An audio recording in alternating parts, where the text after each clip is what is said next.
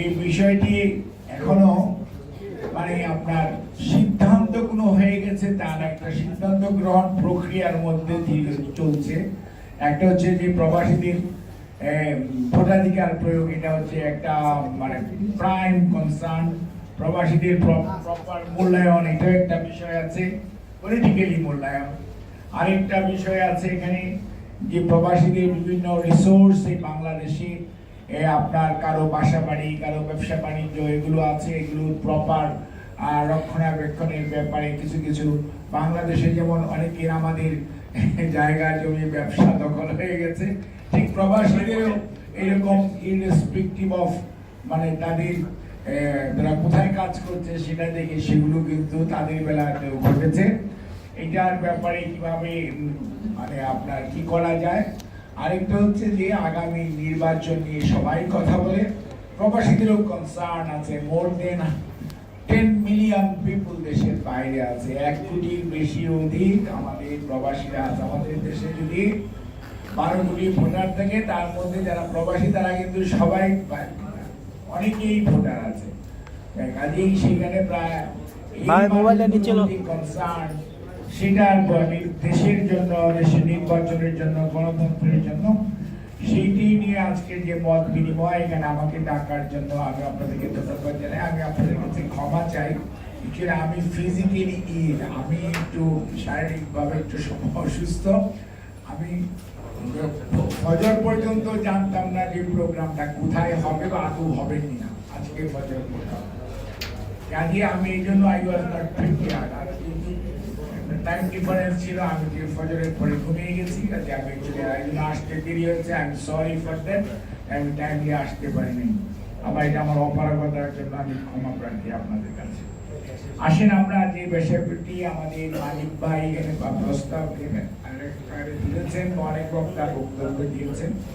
প্রথমে আমি যেটি বলতে চাই, আমরা অত্যন্ত কৃতজ্ঞতার সঙ্গে যারা বাংলাদেশে আছি গণতন্ত্রের জন্য দীর্ঘ 17 বছর যাবৎ বিএনপির ভারপ্রাপ্ত চেয়ারম্যান জনাব তারেক রহমানের নেতৃত্বে গণতন্ত্র পুনরুদ্ধারের যে লড়াই আমরা শুরু করেছিলাম বিগত 17 বছর, যেটি গত জুলাই এবং আগস্টে ছাত্র জনতার গণ অভ্যুত্থানের মাধ্যমে, স্বৈরাচারের পলায়নের মাধ্যমে একটা অধ্যায় এখানে কেবল আমাদের বাস্তবায়িত হয়েছে। বাট গণতন্ত্র পুনরুদ্ধারের এখনো বিরাট লম্বা কার্যক্রম আমাদের হাতে রয়ে গেছে, যেটা এখন ডক্টর মোহাম্মদ ইউনূস স্যারের নেতৃত্বে অন্তর্বর্তীকালীন সরকার তাদের দায়িত্ব হচ্ছে যত দ্রুততার সঙ্গে জনগণের অধিকার জনগণকে ফেরত দেওয়ার ব্যবস্থা করা, এবং জনগণ নির্ধারণ করবে আগামী দিনে কাদেরকে তারা তাদের সেবা করার দায়িত্ব দিবে, সেই সুযোগ সৃষ্টি করে দেওয়া। কারণ 2008 থেকে 24 পর্যন্ত জনগণ তার অধিকার প্রয়োগ করতে পারে না এবং জনগণের মালিকানা জোর করে কেড়ে নেওয়া হয়েছিল।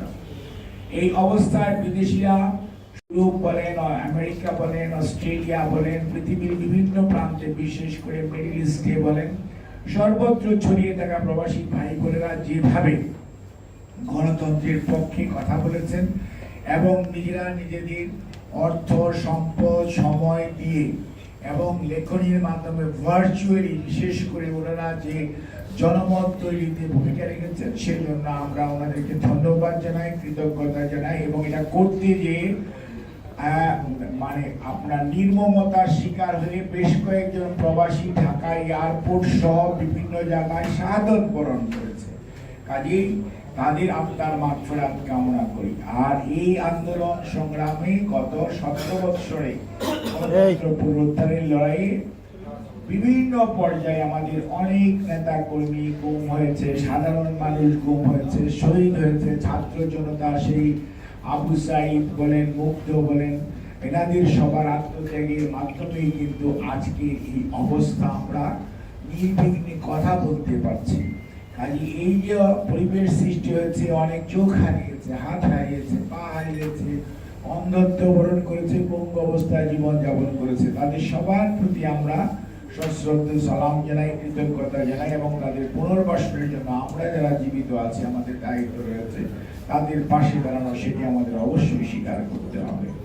আর সেই সাথে আমরা আমাদের দলের, বাংলাদেশ জাতীয়তাবাদী দলের প্রতিষ্ঠাতা শহীদ রাষ্ট্রপতি জিয়াউর রহমান, স্বাধীনতার ঘোষক, ওনার অবদানকে আজকে স্বীকার করতে হবে। স্বাধীনতার ঘোষণা দিয়েই বসে থাকেননি, লড়াই করেছেন, যুদ্ধ করেছেন, কিন্তু দেশ পুনর্গঠনে যখন এসছেন, আজকের যে রেমিটেন্স, আজকে যে কথা বলেন আমরা বিদেশে আছি, বিদেশে কাজ করার সুবিধা, এখানে যারা অনেকদিন পূর্ব থেকে অর্থাৎ দীর্ঘদিন যাবৎ বিদেশে আছেন তারা সবাই জানেন এই সুযোগ সৃষ্টির পিছনে সবচেয়ে বড় অবদান শহীদ রাষ্ট্রপতি জিয়াউর রহমানের। কাজেই ওনার প্রতি আমরা কৃতজ্ঞতা জানাই এবং দেশ কৃতজ্ঞতা জানানো উচিত। আজকে রেমিটেন্স নিয়ে যে গর্ব করেন, প্রত্যেক মাসে $2 বিলিয়ন আপনার রেমিটেন্স আসছে, আলহামদুলিল্লাহ। It was started by late President Ziaur Rahman during that regime. এবং আজকে যে আরএমজি অর্থাৎ আপনার যে গার্মেন্টস, দি বিগেস্ট মানে আপনার এক্সপোর্ট যেখানে হচ্ছে, সেইটার উদ্যোক্তা লেট প্রেসিডেন্ট জিয়াউর রহমান। কাজে আমরা এই জাতি তাকে শ্রদ্ধা করে খালি শুধু স্বাধীনতার জন্য না, দেশের অর্থনৈতিক পুনর্গঠন এবং মুক্তির জন্য ওনাকে আমাদের শ্রদ্ধা করতে হবে, মনে রাখতে হবে এবং দেশের শৃঙ্খলা ফেরত আনার জন্য যে লোকটি সবচেয়ে বেশি অবদান রেখেছেন, জীবন দিয়ে শহীদ হয়েছেন, কিন্তু দেশ পুনর্গঠনের সিদ্ধান্ত নিতে পিছপা হননি, তিনি হচ্ছেন প্রেসিডেন্ট জিয়াউর রহমান। তারই ধারাবাহিকতা দেশের নেত্রী বেগম খালেদা জিয়া যখন দেশের বিরোধী দলীয় এবং করেছেন সবসময় প্রবাসীদের মঙ্গলের জন্য। আজকে যত সুযোগ সুবিধা সৃষ্টি এবং প্রবাসীদের সেই আপনার রাজুকের প্লট বলেন আর বিভিন্ন সুযোগ সুবিধা বলেন, এগুলো দেওয়ার ব্যাপারেও কিন্তু বাংলাদেশ জাতীয়তাবাদী দল যখনই ক্ষমতায় ছিল তখনই চেষ্টা করেছে। এবং আজকে আপনাদের স্বীকার করতেই হবে, বিএনপি যখন ক্ষমতায় ছিল তখন আপনাদের বাড়ি ঘর দখল বা এরকম ব্যাংক বিমা দখল হয়ে গেছে বা ডাইরেক্টরশিপ চলে গেছে, এরকম একটি ঘটনা আপনারা উল্লেখ করতে পারবেন না। মালিক সাহেব বললো ওনার বাড়ির 180টা খাঁটি নিয়ে গেছে। আওয়ামী লীগের প্রবাসী অনেকেই বিদেশে আছে, তারা কি কেউ বলতে পারবে যে বিএনপির আমলে তাদের 1 ট্রাক মাটিও কেউ সরিয়েছিল? কিন্তু আজকের বাস্তবতা হচ্ছে হোয়াট দে নিড, যার জন্য আজকে তারা মানুষের সামনে আসতে পারে না, মানুষ তাদেরকে ঘৃণা করে, মানুষকে তারা ভয় পায়। কারণ জনগণের দরকার ছিল না, তাদের দরকার ছিল আইন শৃঙ্খলা রক্ষাকারী বাহিনীর কতিপয় সদস্যর সহযোগিতায়, প্রশাসনের কিছু সহযোগিতায়, আপনার 14-এর বিনা ভোট, 18-এর রাত্রের ভোট আর 24-এর আমিন আমিন নির্বাচন। অর্থাৎ পাবলিকের দরকার নাই, দরকার হচ্ছে কিছু মুসলমানের কিছু অনৈতিক কার্যক্রমের সহযোগিতাকারী আইন শৃঙ্খলা রক্ষাকারী বাহিনীর কতিপয় সদস্য এবং প্রশাসনের কতিপয় সদস্য। কাজে এই পাবলিকের ওয়েলবিং এর জন্য তাদের কোনো মাথা ব্যথা ছিল না, না থাকার কারণেই ওনারা কিন্তু পালিয়ে যেতে পেরেছেন। পালিয়ে গেলে যে অন্য মানুষের কি কষ্ট হবে, তার নেতা কর্মীদের কি অবস্থা হবে সেটি ভুলে গেছে।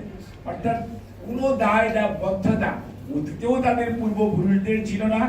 ইতিহাস বলে ওনারা আত্মসমর্পণ করেছিলেন যুদ্ধ ফেলে দিয়ে, আর বর্তমান বলে ওনারা পালিয়ে গেছেন। কাজে এই পলায়নকৃত অবস্থায় যারা আছেন তারা এখন যদি আবার আর মানে মাথা বের করার কচ্ছপের মতো চেষ্টা করেন তাহলে এটা ভুল হবে। মনে রাখতে হবে যে পাপ করেছেন এটি প্রায়শ্চিত্ত বাংলাদেশের মাটিতে করতেই হবে। ইলিয়াস আলী কোথায়? এইখানের চৌধুরী আলম কমিশনার ছিল। চৌধুরী আলমের ছেলে মেয়ে জানে না চৌধুরী আলম জীবিত না মৃত। চৌধুরী আলমের কোন মৃত্যুবার্ষিকী আছে না ফেরত আসবে? আপনি কত বড় দুর্ভাগ্যজনক। হিরোর ছেলে মেয়ে জানেন, একটা আমাদের এমপি ছিল সেই বাজার ইলেকশনে, তার অবস্থা কি আমরা জানি না? এইরকম ভাবে একটা রাম রাজত্ব, একটা মগের মূল্য তৈরি করে অর্থাৎ কর্তৃত্ববাদী শাসনের চরম পরাকাষ্ঠা যদি দেখানো, সেটি দেখিয়েছিল পলায়নকৃত স্বৈরাচার। এবং তারা মনে করেছিল মানে তারা বোধহয় ওই 41 বলতো না, কিন্তু আল্লাহ তাআলা, আমি কিন্তু সবসময় বলতাম নির্ধারিত সময় পর্যন্ত আল্লাহ তার কোরআন শরীফে বলেছেন অবকাশ দেই, সেই নির্ধারিত সময় পর্যন্ত অবকাশ পেয়েছে। তারপরে উলট পালট 5ই আগস্ট, এখানে সাংবাদিকের বন্ধুরা আছেন, 5ই আগস্ট দুপুর 12টা পর্যন্ত আপনারা কিছুই দেখাতে পারেন না, আমরাও দেখতে পাই না, দেশবাসী দেখতে। 12টার পরেই ঘটনা উল্টে গেল এবং দেখলো জনতার স্রোত ঢাকা শহর দখল করে নিল, আরেকজন হেলিকপ্টারে পালিয়ে যাচ্ছে, সেটা আমরা দেখতে পেলাম। অর্থাৎ নির্ধারিত সময় ওটাই ছিল। কাজেই মনে রাখতে হবে যে কোনো অবস্থাতে কর্তৃত্ববাদী শাসন হিটলারেরটাও মুসলিনিরটাও স্থায়ী হয়নি এবং আইয়ুব খানের কর্তৃত্ববাদী শাসনের ঠিক টিকে নাই।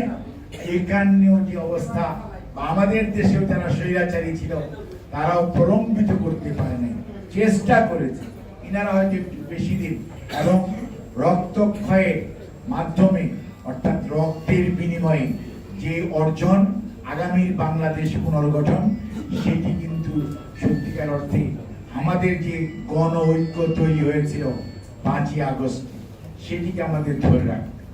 কোনো অবস্থাতেই পতিত স্বৈরাচারের উস্কানি অথবা প্রলোভন অথবা পার্শ্ববর্তী কোনো দেশের কোনো ধরনের চাপ এগুলোর সাথে কোনো কম্প্রোমাইজ করা যাবে না।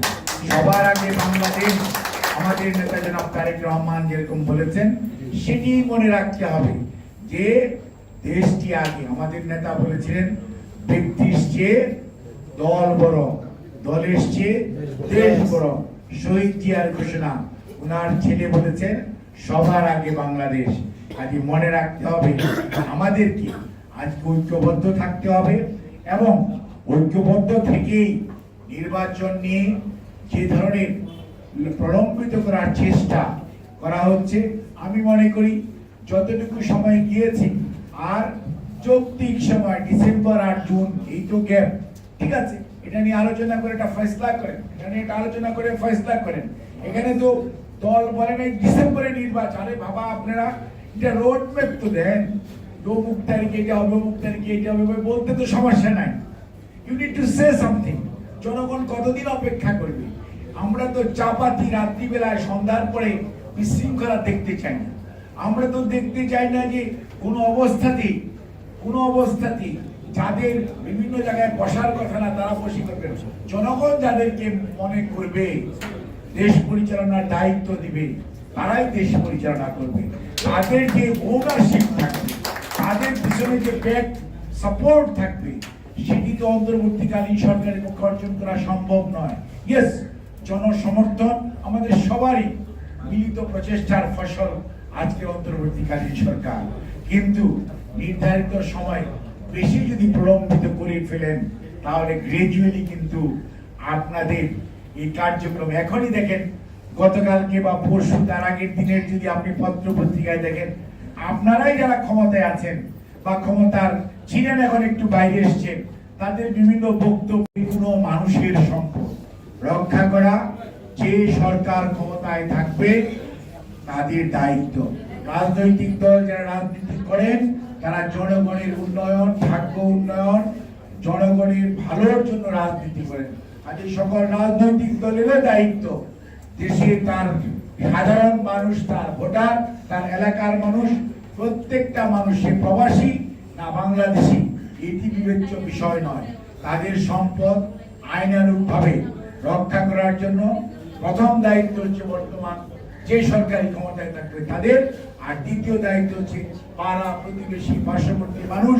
এবং আমরা যারা রাজনীতি করি আমরা অবশ্যই যে কোনো অন্যায় অবিচার এর বিপক্ষে এবং ন্যায়ের পক্ষে কথা বলার দায়িত্ব অবশ্যই আমরা রাজনীতি করলে সকল রাজনীতিবিদের এবং আমি মনে করি বাংলাদেশ জাতীয়তাবাদী দলের এবং আমার নিজের।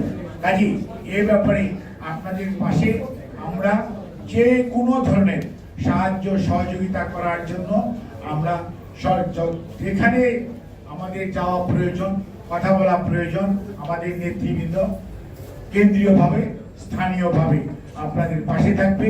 কারণ বাংলাদেশের অর্থনীতির দ্বিতীয় স্তম্ভ হচ্ছে এই প্রবাসীদের রেমিটেন্স। কাজেই অর্থনৈতিক গতিধারাকে যদি সচল রাখতে হয়, আমাদের যদি রিজার্ভকে ধরে রাখতে হয়, বাংলাদেশকে যদি সামনের দিকে এগিয়ে নিয়ে যেতে হয়, তাহলে যে আপনাদের অবদান এটার যথার্থ মূল্যায়ন এবং আপনাদের রেমিটেন্সে যথার্থ ব্যবহার সুনিশ্চিত করা, যেই সরকার দায়িত্বপ্রাপ্ত হবে, যে রাজনৈতিক দল রাজনীতি করবে তাদের রাজনীতির মধ্যে এটি অবশ্যই থাকতে হবে। কারণ আপনাদের সংখ্যা একজনই হোক আর 1 কোটি হোক, যদি এটি জন আকাঙ্ক্ষার রাজনীতি হয় এবং জনগণের সুশাসনের রাজনীতি হয়, তাহলে একজনের অধিকার হোক আর 1 কোটি মানুষের অধিকার হোক, সবার অধিকারই সমান। প্রত্যেক অধিকারের প্রতি আমাদের সম্মান প্রদর্শন করতে হবে। কোনো অবস্থাতেই আপনাদের এই সম্পদের হানি হোক অথবা যারা অধিকার করেছেন সেটি কিভাবে আপনারা ফেরত পেতে পারেন সেটার জন্য প্রয়োজনীয় ব্যবস্থা গ্রহণের জন্য বাংলাদেশ জাতীয়তাবাদী দল সব সময় প্রবাসীদের পক্ষে, ন্যায়ের পক্ষে, জনগণের উন্নয়ন এবং ভালোর পক্ষে থাকবে।